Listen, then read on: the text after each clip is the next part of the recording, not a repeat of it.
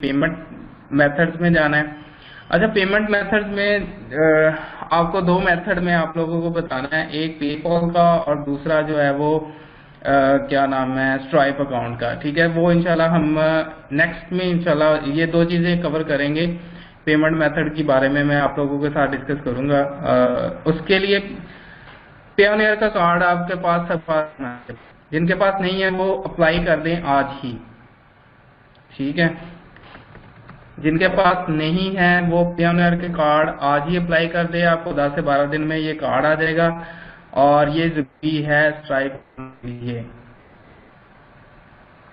ठीक है, जिनके पास नहीं है वो अगेन बता रहा हूँ कि वो पेयोनियर का कार्ड जो है ना वो आज ही अप्लाई कर दें। सिंपल आपने payoneer.com ओपन करनी है, उसके बाद साइन अप पे क्लिक करें, उसके सारे प्रोसेस कंप्लीट करें।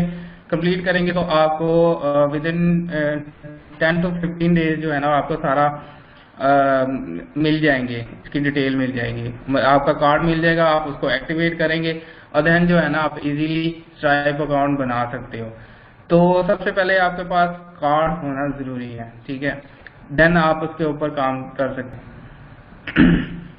पेपॉल की कुछ सॉल्यूशंस वो भी मैं आप लोगों के साथ डिस्कस करूंगा।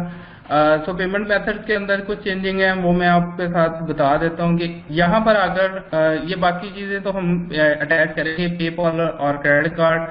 ठीक है, यहाँ पर अगर आपने पेमेंट ऑथराइजेशन को क्या करना है ऑटोमेटिकली, ठीक है, इसको आप सेव कर लें और उसके बाद आप सेटिंग्स में वापस चले जाएं, चेकआउट में चले जाएं। चेकआउट की कुछ सेटिंग्स हैं वो मैं आप लोगों के साथ डिस्कस कर लेता हूं। अच्छा, अकाउंट्स आर ऑप्शनल आप रखते हैं, ठीक है, डिसेबल्ड होगा आपने ऑप्शनल कर देना है। कॉन्टैक्ट मेथड ये सेम ही रहने दें, इसको छेड़ने की जरूरत नहीं है। और उसके बाद फुल नेम, कंपनी नेम, उसके बाद आपने एड्रेस लाइन आपने इसको ऑप्शनल ही रखें और शिपिंग एड्रेस, फोन नंबर आप इसको भी ऑप्शनल कर दें, हिडन होगा ऑप्शनल कर दें।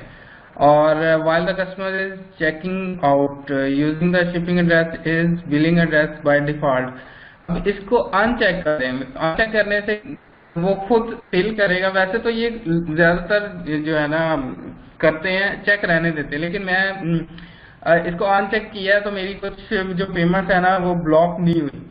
और उससे पहले बहुत ज्यादा ब्लॉक्ड हो रही थी। उसकी रीजन थी कि लोग क्या करते थे कि सेम बिलिंग को कर लेते थे, तो वो बिलिंग एड्रेस कार्ड में जो है ना प्रॉपर ना हो तो वो ब्लॉक्ड हो जाती है पेमेंट सारी। ठीक है, ओके। अब इसको करने के बाद आपने ask for permission to send promotional emails to customers from your store, उसको आप बाय डिफॉल्ट करना है एग्रीड करवाना है। आप बाय डिफॉल्ट डॉट एग्रीड होगा, आपने बाय डिफॉल्ट एग्रीड करवाना है। उसके बाद आफ्टर प्रमोशन इसको आप छेड़ने की जरूरत नहीं है। उसके बाद ऑटोमेटिकली चेकआउट, आर्काइव और को भी जरूरत नहीं है। नेक्स्ट हमारी रिफंड पॉलिसीज और उसके बाद privacy policies, terms and conditions जो है ना ये आपने कॉपी करनी है। इसकी क्या करनी है, इसमें आपको 3 पेजेस बनाने हैं। वैसे तो 5 पेजेस आपके कंपल्सरी होते हैं, मैं आपको 3 मतलब बता दूंगा, लेकिन ये नेक्स्ट होगा। अभी हम सिर्फ सेटिंग्स के ऊपर बात कर रहे हैं।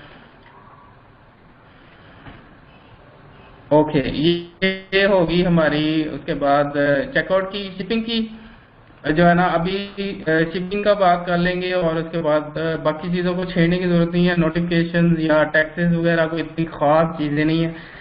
शिपिंग में आपने करना है क्या है, अभी आपने स्टार्ट में फ्री शिपिंग रखनी है। ठीक है, बाद में आप शिपिंग की भी प्राइस रख सकते हो, लेकिन स्टार्ट में आपने फ्री शिपिंग कर देनी है। सिंपल क्या करना है, इसको आकर आपने रिमूव कर दें और ऐड रेट पे क्लिक करें। यहाँ पर स्टैंडर्ड शिपिंग नेम रख दें और इसको आप कर दें फ्री, डन, और उसको आप कर दें सेव। फिर नेक्स्ट में आ जाएं, रेस्ट ऑफ वर्ल्ड के ऊपर आप इसको आप कर दो रिमूव, न्यू ऐड कर दें। उसके बाद आप कर दो standard shipping, free shipping, done और सेव। ठीक हो गया है। ये आपने अभी रखनी है फ्री शिपिंग इन दोनों की। ठीक है, आपकी शिपिंग होनी चाहिए शॉर्ट में फ्री।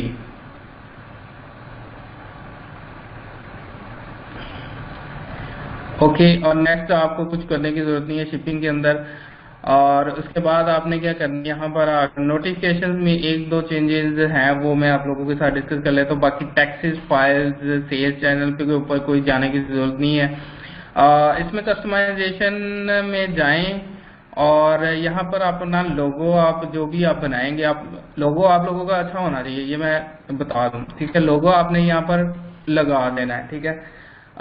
चूज फाइल करके उसको लोगो लगाकर आप इसको सेव कर दो, बस सिंपल।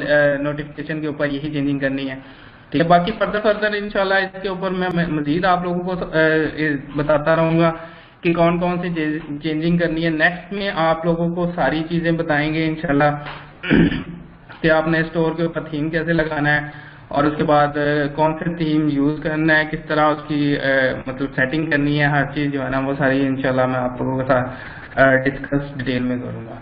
तो आज के लिए यही काफी है।